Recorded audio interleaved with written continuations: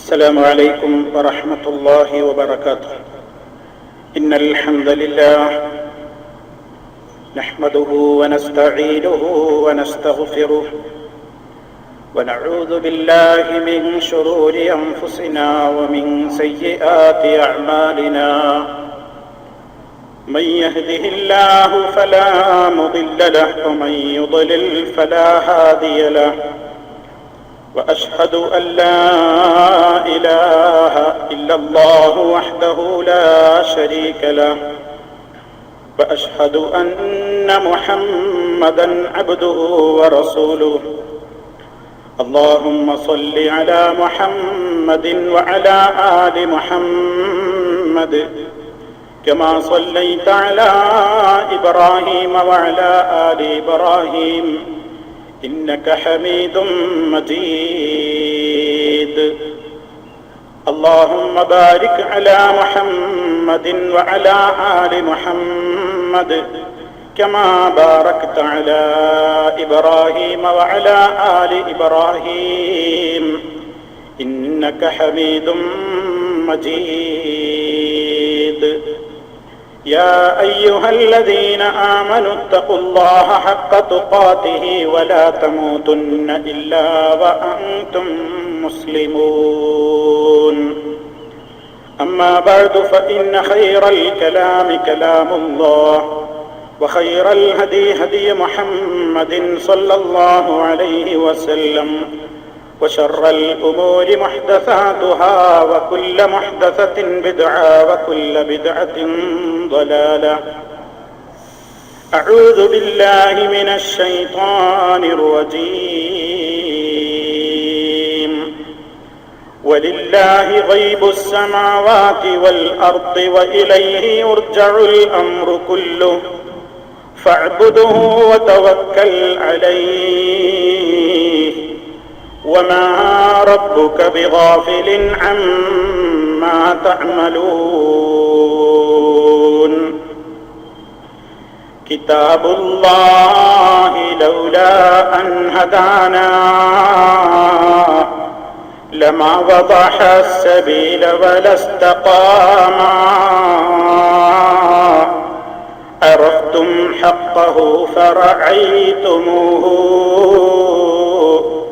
وكنتم خير من حفظ الذمام. بنعمة ربكم قمتم عليه وقام رسوله فيكم إماما. وذلك وعده لا ريب فيه يبشر من يريد له الدوام وليس لغافل عنها نصيب من الحسنى وإن صلى وصام.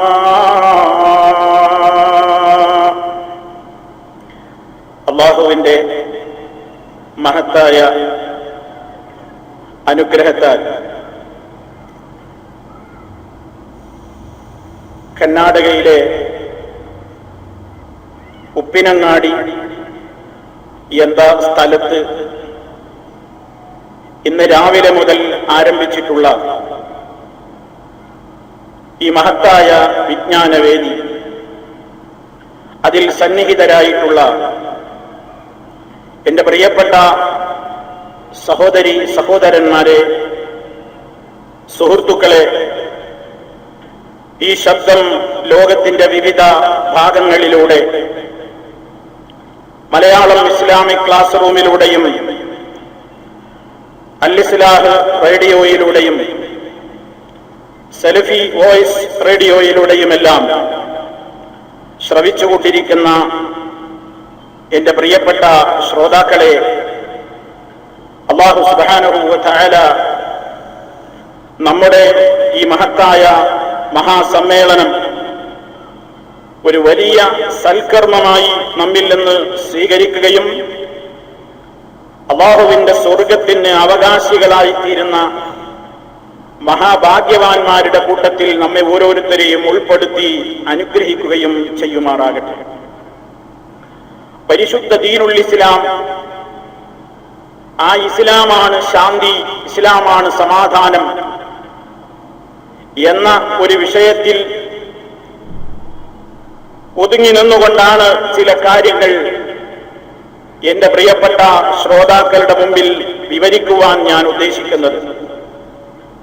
നാം ഇവിടെ ചെലവഴിക്കുന്ന നമ്മുടെ വിലപ്പെട്ട സമയങ്ങൾ അല്ലാഹു വലിയ രൂപത്തിലുള്ള പ്രതിഫലത്തിന് കാരണമാക്കി തീർക്കുമാറാകട്ടെ. സഹോദരങ്ങളെ, മനുഷ്യരായ നമ്മളെല്ലാം എത്ര തന്നെ ഉന്നതങ്ങളിലേക്ക് എത്തിച്ചേർന്നു എന്ന് ആരൊക്കെ അവകാശപ്പെട്ടാലും അല്ലാഹുവിന്റെ സൃഷ്ടികളായ മനുഷ്യരും എല്ലാ സൃഷ്ടികളും വളരെയേറെ ദുർബലന്മാരാണ്, കഴിവുകളില്ലാത്തവരാണ്.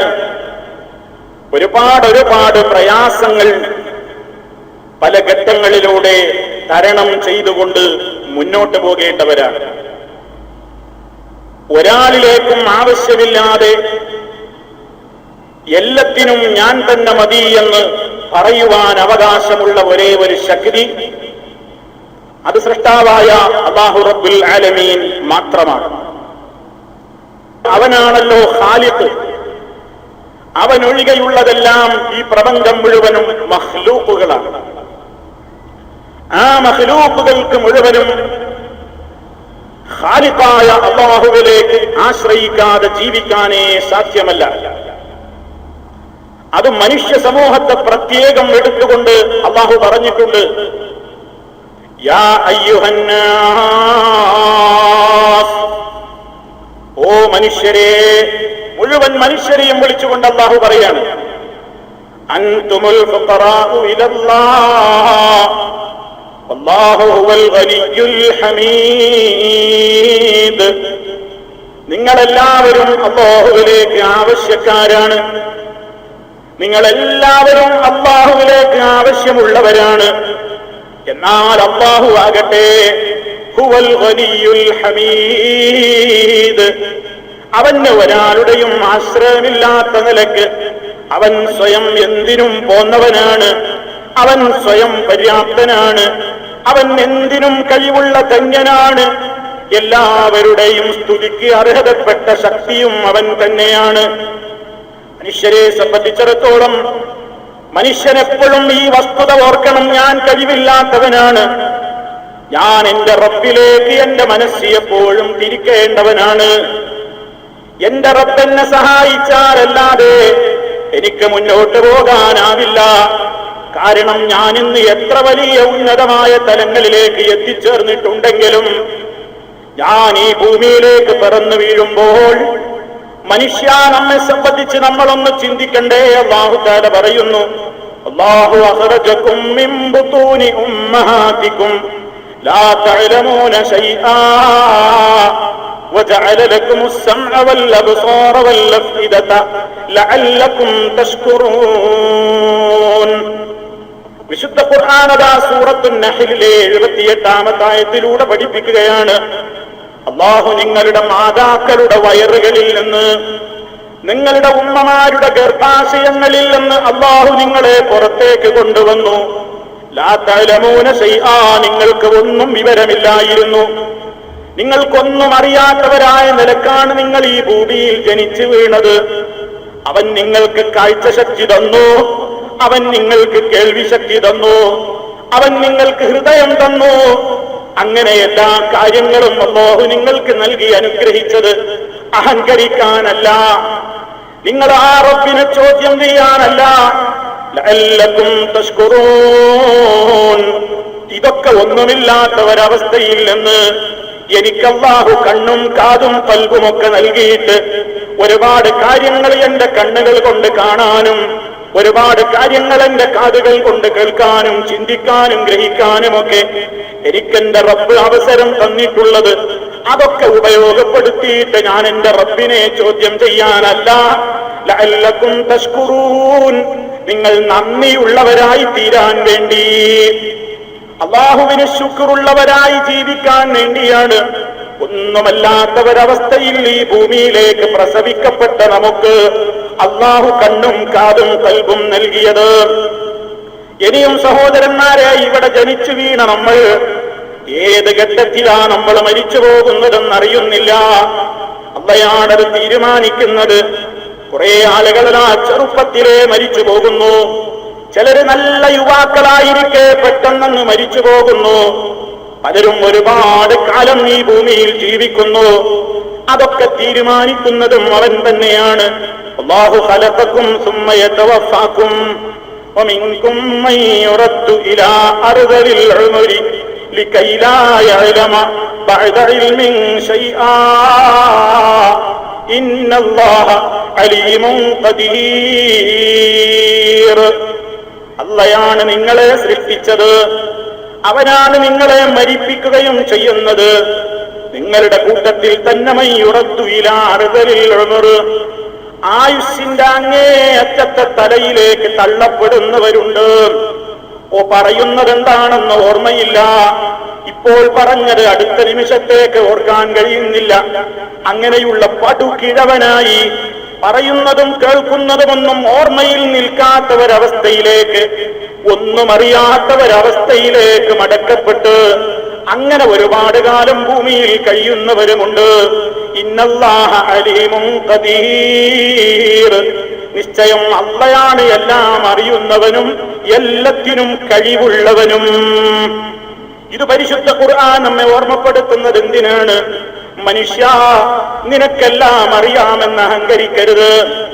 ഞാനാണ് എല്ലാം എന്ന് നീ അഹങ്കരിച്ചു പോകരുത്. എല്ലാം എന്റെ കൈപ്പിടിയിലാണെന്ന് നീ ധരിച്ചു പോകരുത്. എന്തിനും എനിക്ക് കഴിവുണ്ടെന്ന് നീ അഹങ്കരിച്ചു പോകരുത്. നിന്റെ കഴിവ് വളരെ ദുർബലമാണ്. നിന്നെ പടച്ച നാഥന്റെ കഴിവോ അത് അറ്റമില്ലാത്ത കഴിവാണ്. അവന്റെ അറിവ് എത്ര വിശാലമായ അറിവാണ്. കരയിലും കടലിലും എന്തുണ്ടെങ്കിലും അത് അവൻ അറിയാതെ പോകുന്നില്ല. കരയിൽ നടക്കുന്നതും അവൻ അറിയുന്നുണ്ട്, കടലിൽ നടക്കുന്നതും അവൻ അറിയുന്നുണ്ട്. എത്രത്തോളം വമാ തസ്ഖുതു മിൻ വറഖത്തിൻ ഇല്ലാ യഅലമുഹാ വലാ ഹബ്ബത്തിൻ ഫീ ളുലുമാത്തിൽ അർളി വലാ റത്ബിൻ വലാ യാബിസിൻ ഇല്ലാ ഫീ കിതാബിൻ മുബീൻ. കരയിലും കടലിലും നടക്കുന്ന എല്ലാ കാര്യങ്ങളും അല്ലാഹ് അറിയുന്നു. ഒരു ഇല കൊഴിഞ്ഞു വീഴുന്നില്ല. എത്രയോ കോടിക്കണക്കിന് വൃക്ഷങ്ങളില്ലേ ഈ ഭൂമിയിൽ. ആ കോടാനുകോടി വൃക്ഷങ്ങൾക്കിടയിൽ നിന്ന് ഒരു വൃക്ഷത്തിന്റെ ഇലയെങ്ങാനും താഴോട്ട് കൊഴിഞ്ഞു വീഴുന്നുണ്ടെങ്കിൽ അതുപോലും റബ്ബ് അറിയുന്നുണ്ട്. മനുഷ്യ, നിനക്കെന്തറിയാം? നിന്റെ വീട്ടുമുറ്റത്തുള്ള വൃക്ഷത്തിൽ നിന്ന് ഒരു ഇല കൊഴിയുന്നത് പോലും നീ അറിയുന്നുണ്ടോ?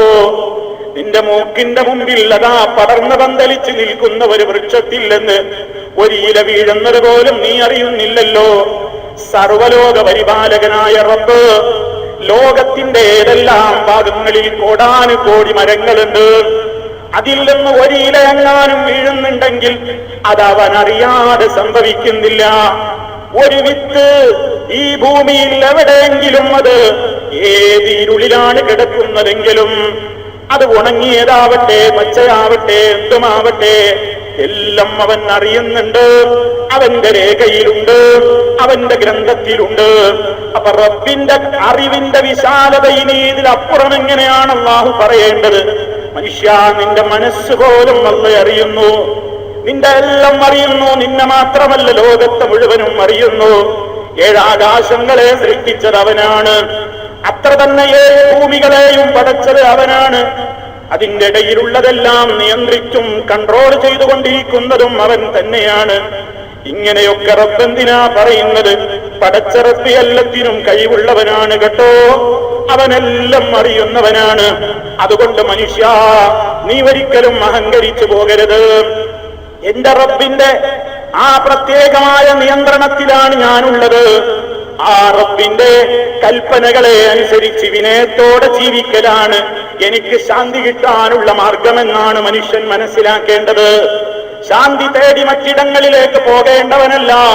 കാരണം സർവലോക പരിപാലകനായ റബ്ബ്, മനുഷ്യ നീ എവിടേക്കായി ഓടുന്നത്?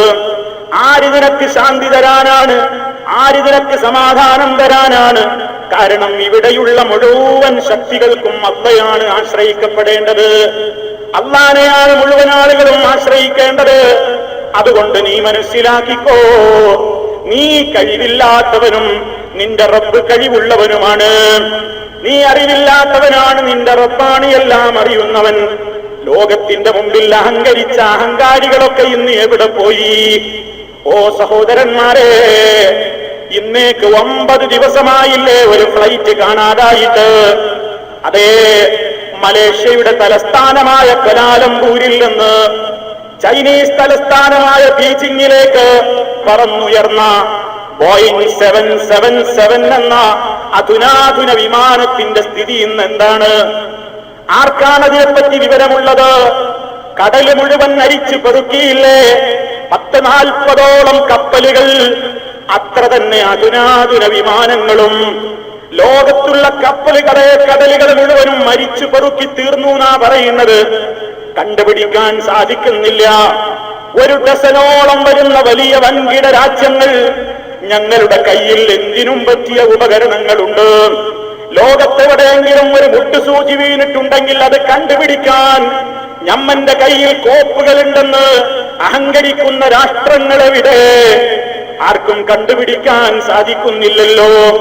10-12ഓളം വലിയ രാജ്യങ്ങൾ സഹകരിച്ചുകൊണ്ട് 10-40 ഫ്ലൈറ്റുകളും അത്ര തന്നെ ഷിപ്പുകളുമൊക്കെയായി തെരച്ചിൽ നടത്തിയിട്ടും ഒരു പൊടി പോലും കണ്ടുപിടിക്കാനാവാതെ വിമാനം എവിടെ പോയി? ഒരു ചോദ്യചിഹ്നമായി ലോകം മുഴുവൻ ഉത്തരമില്ലാതെ ഞെട്ടി നിൽക്കുന്നു. ലോകം മുഴുവൻ ഉത്തരം മുട്ടി നിൽക്കുകയാണ്. എവിടെ പോയി? ഇനി ഇതാ കടലിൽ തെരച്ചിൽ അവസാനിപ്പിച്ചു, ഇനി കരയിൽ തെരയാൻ പോകുന്നു എന്നാണ് പറയുന്നത്. എന്തായിരുന്നാലും മനുഷ്യ, ഒരു കാര്യം ഉറപ്പായില്ലേ? സർവലോക പരിപാലകനായ റബ്ബ്, ആ റബ്ബിനോളം കഴിവുണ്ടെന്ന് അറിവുണ്ടെന്ന് അഹങ്കരിച്ചവർക്കെല്ലാം ലോകത്ത് ഓരോ ദൃഷ്ടാന്തങ്ങൾ ഇങ്ങനെ വന്നുകൊണ്ടിരിക്കുകയാണ്.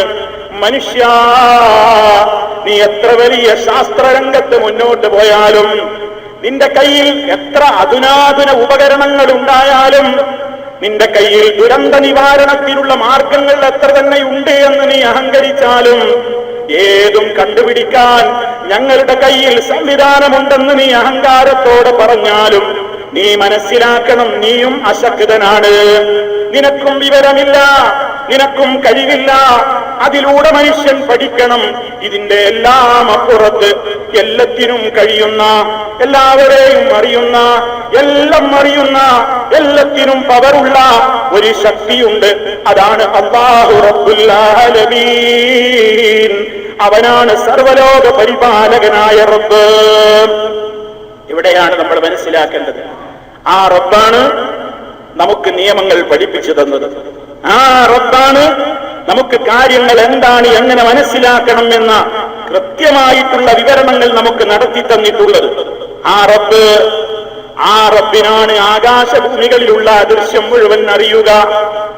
ആകാശഭൂമികളിലുള്ള മുഴുവൻ അദൃശ്യങ്ങളും അറിയുക ആ റബ്ബിന് മാത്രമാണ്. മറ്റാർക്കെങ്കിലും അത് അവകാശപ്പെടാൻ കഴിയുമോ? ഇല്ല. അതാണ് അല്ലാഹു സൂറത്ത് ഹൂദിന്റെ 123-ാമത്തെ ആയത്തിലൂടെ പഠിപ്പിക്കുന്നു. വലില്ലാഹി ഗൈബുസ് സമാവാതി വൽ അർദ് വഇലൈഹി യുർജഉൽ അംറു കുല്ലുഹു ഫഅബ്ദുഹു വതവക്കൽ അലൈഹി വമാ റബ്ബുക ബിഗാഫിലിൻ അമ്മാ തഅമലൂൻ. വലില്ലാഹി ഗൈബുസ് സമാവാതി വൽ അർദ്, ആകാശഭൂമികളുടെ മുഴുവൻ അദൃശ്യകാര്യങ്ങളും അല്ലാഹുവിനറിയാം. അവന്റേതാണ്, അവനുള്ളതാണ്. ഇലൈഹി യുർജഉൽ അംറു കുല്ലുഹു, എല്ലാ കാര്യങ്ങളും അവങ്കലേക്ക് തന്നെയാണ് മടക്കപ്പെടുന്നത്.